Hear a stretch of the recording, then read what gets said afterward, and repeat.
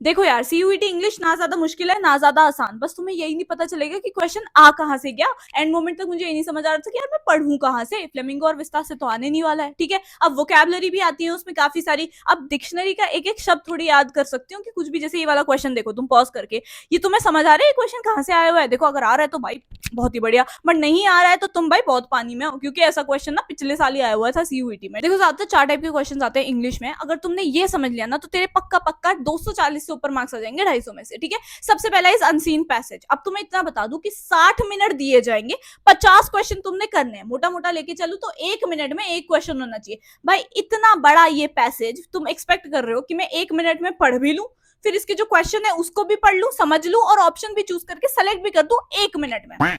देखो एक unseen passage से ना 4 क्वेश्चंस पूछे जाते हैं, जैसे अगर ये है तो इसके बेसिस पे 4 क्वेश्चंस तुमसे पूछे जाएंगे। ठीक है, तो अगर 1 मिनट में हमें एक क्वेश्चन सॉल्व करना है तो एक अनसीन पैसेज तेरा 4 से 5 मिनट में सॉल्व हो जाना चाहिए मैक्सिमम। बट हमें तो लगता है आराम से 10-15 मिनट। भाई अगर ऐसी सिचुएशन है ना तो एक ट्रिक बता रही हूँ जो टॉपर्स यूज करते हैं, इसकी टाइमर लगा ले पहले कि 5 मिनट में करना है। टाइमर लगा के करोगे ना तभी हो पाएगा, वरना सीयूईटी तेरे हाथ से बाहर निकल जाएगा। इसलिए अब तुमने रोज के 2 से 3 अनसीन पैसेजेस लगाने ही लगाने हैं, बहुत कम टाइम रह गया है। ठीक है, दूसरा जिससे सबसे ज्यादा सीयूईटी में क्वेश्चन पूछे जाते हैं इज वोकैबलरी। अब वोकैबलरी से सबसे ज्यादा फटती है बच्चों की, जैसे ये वाला क्वेश्चन देखो, ये वाला अगर तुमसे सॉल्व नहीं हो पा रहा है तो ये पिछले साल आया हुआ था, मैं बता दूं, है ना। ठीक है, तो अभी काम करना, डिक्शनरी खोलना, उसका एक एक शब्द एकदम रटने लग जाना। ऐसा नहीं करना है, मैंने भी अपने टाइम पे नहीं करा था। सिंपल वे आउट है इसका, that is root words, prefix, suffix, ये सब सीख लो। ठीक है, अब जैसे रूट वर्ड्स का एग्जांपल दूं तो हमें पता है मोनो का मतलब होता है वन। ठीक है, ये थोड़ा याद करना पड़ेगा, मोनो का मतलब होता है वन। तो मोनोपोली हो गया, मोनोलॉग हो गया, इन सब का तुम्हें मतलब समझ आ जा रहा है। ठीक है, दूसरी चीज आ जाती है, अगर मैं सेमी की बात करूं, सिंपल सिंपल एग्जांपल ले रही हूँ, सेमी का मतलब हाफ होता है, तो सेमी सर्कल, सेमी कॉलन,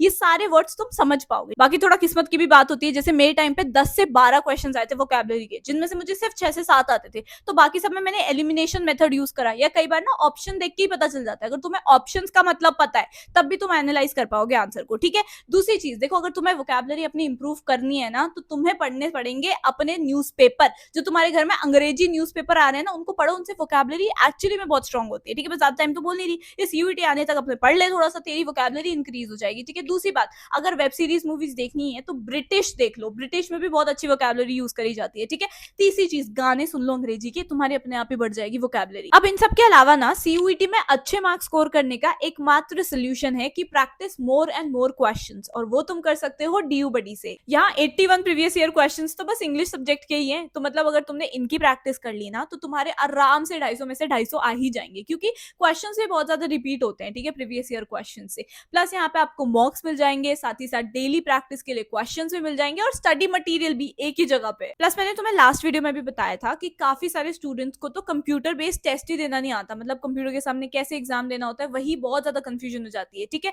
तो इसीलिए इनका तो भाई पूरा इंटरफेस ही सीयूईटी एग्जाम वाला है, मतलब डिट्टो सेम ऐसे ही तुम जब जाओगे ना पेपर देने तो तुम्हारे डेस्कटॉप पे स्क्रीन पे जो दिखेगा वो यहाँ पे तुम्हें दिख जाएगा। उसके बाद टेस्ट देने के बाद तुम अपने जो भी वीक चैप्टर्स हैं उनको एनालाइज करो और अपने मार्क्स के अकॉर्डिंग देखो कि तुम कंपटीशन में कहाँ स्टैंड कर रहे हो। भाई मतलब डीयू बडी पे सब कुछ है, और ये पिछले 4 सालों से स्टूडेंट प्रैक्टिस के लिए काफी अच्छे प्लेटफॉर्म है, और यही टेस्ट सीरीज से ऑलमोस्ट 40% क्वेश्चन रिपीट होते हैं, तो मतलब सोचो 100 मार्क्स का पेपर तो डायरेक्टली यहीं से ही आ जाएगा। और मैंने तुम्हें मोस्ट रिपीटेड क्वेश्चन वाली पीडीएफ भी भेज दूंगी, तो यूज करो कूपन इंग्लिश, इससे ना तुम्हें ये पूरा टेस्ट सीरीज विद ये सारे फीचर्स जो 2000 रुपए के होते हैं वो मात्र 1 रुपए में मिल जाएगा एज ट्रायल। तो जल्दी से चल जाओ, एक बार खुद से जाके प्रैक्टिस करो। यहाँ पे तुम्हें सारे डोमेन्स एंड लैंग्वेजेस के 50+ पेपर्स मिल जाएंगे, तो बढ़िया से प्रैक्टिस कर सकते हो डीयू बडी के साथ सीयूईटी के, तो लिंक आपको डिस्क्रिप्शन बॉक्स में मिल जाएगा। Let's get back. अब नेक्स्ट बारी आती है हमारी ग्रामर की, और ग्रामर में ज्यादा स्टूडेंट्स क्या करते हैं, जैसे ये क्वेश्चन देखो तो एक एक करके वो सबको फिल करके देखेंगे, जैसे did you make any new year's resolve this year, नहीं यार अच्छा नहीं लग रहा, resolving this year, resolution this year, नहीं रेजोल्यूशन, हाँ हाँ हाँ रेजोल्यूशन। कई बार ना ये तो मैं बेसिक सा आइडिया दे रही हूँ, तो सबको पता भी होता है, बट ऐसे करके तुम करते हो अगर ना तो भाई बहुत फंस जाओगे। ठीक है, इस तरीके से तुम्हें कभी भी ग्रामर को नहीं सॉल्व करना होता है। ठीक है, बट हाँ थोड़ा दिमाग देखो हमने बचपन से पढ़ रखी होती है तो थोड़ा हम ऐसे करते हैं, हमारे को थोड़ा ऐसे रहता है कि नहीं अच्छा नहीं लग रहा सुनने में, या नहीं अच्छा नहीं लग रहा देखने में, ऐसे करके हम डिसाइड करते हैं। बट नहीं, थोड़ा सा ना अपने जो बेसिक्स है, ठीक है, प्रेपोजिशंस हो गया, नाउन्स, वर्ब्स, प्रोनाउंस, इन सबको थोड़ा देख के चलो। ठीक है, वर्ब्स वगैरह बहुत इंपॉर्टेंट है, टेंसेस भी इनफैक्ट मैं कहूंगी, फिलअप्स में बहुत ज्यादा आते हैं, मतलब मेरे टाइम पे लिटरली मैं बता रही हूँ ना, अनसीन पैसेज वोकैबुलरी के अलावा फिलअप्स, सेंटेंस रीअरेंजमेंट, ये सब बहुत आए हुए थे। ठीक है, तो इन्हीं से तुम्हारे भी चांसेस है। ठीक है, तो पैरा जंबल्स वगैरह भी तुम थोड़ा सा प्रैक्टिस करके रखना। ठीक है, इन्हीं के साथ साथ मैं बता रही हूँ। उसके अलावा इडियम्स एंड फ्रेजेस मैं कहूंगी रोज के अगर तुम 5 से 10 इडियम्स और फ्रेजेस देख लोगे ना अलग अलग टाइप के, क्योंकि आएंगे ये तो ऑब्वियस ही बात है, आएंगे ही आएंगे, ठीक है। फिगर ऑफ स्पीचेस भी आने वाली है, ठीक है। तो वही है, बहुत वास्ट सिलेबस है, but you will have to practise, ठीक है। कहीं ना कहीं से कुछ ना कुछ तो प्रैक्टिस करनी पड़ेगी। तो रोज का 2 घंटे तो तुम्हें देना है इंग्लिश को, ठीक है। 1.5 से 2 घंटा देगा हर एक बच्चा, तभी वो अच्छे मार्क्स ला पाएगा। और तुम्हें पता है, अगर तुम्हें DU या कोई भी तुम कॉलेज टारगेट कर रहे हो ना, यूनिवर्सिटी कॉलेज जो भी टारगेट कर रहे हो, उसमें मेजोरिटी में तुम्हारे इंग्लिश के मार्क्स ऐड होंगे। BCom honours, BCom programme, eco honours, किसी भी चीज में जाओगे, लैंग्वेज के मार्क्स ऐड होंगे, ठीक है। तो इंग्लिश में तुम्हें अगर अच्छे मार्क्स लाओगे ना, तभी तुम्हारे को अच्छा कॉलेज मिलेगा, ठीक है। तो इस चीज का ध्यान रख लेना, ठीक है। ग्रामर का मैंने तुम्हें अच्छे से समझा दिया। उसके बाद बारी आ जाती है सेंटेंस रीअरेंजमेंट की।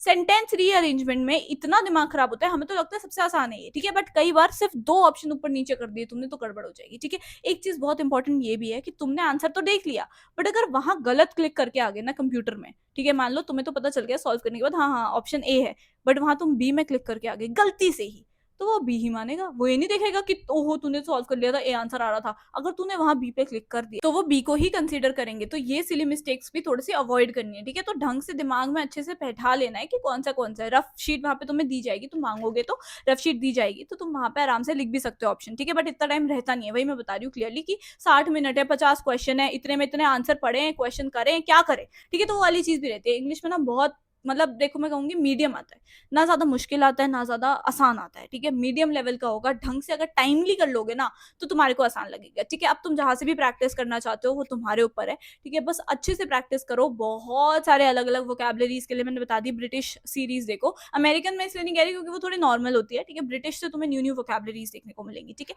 सो जाओ देखो, एंटरटेन करते करते इंग्लिश भी इंप्रूव हो रही है तुम्हारी, ठीक है। At the end of the day सिर्फ CUET ही नहीं, उसके बाद भी तुम्हारी इंग्लिश बहुत अच्छी होनी ही होनी चाहिए, ठीक है। जॉब्स, कंपनीज, इंटरव्यूज, इन सब के लिए। So all the very best. कुछ भी डाउट है ना इससे रिलेटेड, क्योंकि CUET में सही से तो मेंशन किया नहीं गया है सिलेबस, तो मैंने अच्छे से तुम्हारे को डिकोड करके बता दिया है। सारा इंग्लिश का निचोड़ मैंने तुम्हें इस एकमात्र वीडियो में बता दिया है, ठीक है। तो अब तुम्हें कहीं भी इधर उधर भटकने की जरूरत नहीं है। बस वीडियो को हाइप जरूर करो, कमेंट में मुझे बताओ कि तुम कौन सा कॉलेज टारगेट कर रहे हो, ठीक है, और कौन से सब्जेक्ट्स में तुम्हें डाउट हो रहा है। कोई भी A to Z डाउट है, मैं जवाब दूंगी यार। तुम लिटरली मेरे कमेंट सेक्शन में ना अभी भी जाके देखोगे ना, मैंने बहुत सारे बच्चों को जवाब दे रखा होगा, और मैं कोशिश करती हूँ एक एक बच्चे का जवाब दूं, ठीक है। तो कमेंट सेक्शन में मुझसे पूछा करो, इंस्टाग्राम पे मुझे फॉलो करो, ठीक है। वहां पे मैं जवाब नहीं दे पाऊंगी, बट कमेंट सेक्शन में तो मैं सबको जवाब देती हूँ। लिटरली मेरे को ना चैन नहीं मिलता जब तक मैंने हर किसी का जवाब ना दिया हो, ठीक है। इसलिए कमेंट से मुझे डाउट पूछो, हाइप करा करो वीडियो को, सब्सक्राइब करो, शेयर करो अपने दोस्तों के साथ, ताकि तुम एक कॉलेज में जा सको बढ़िया से, ठीक है। तो subscribe to my channel, comment down something cute cute, and I will see in the next video.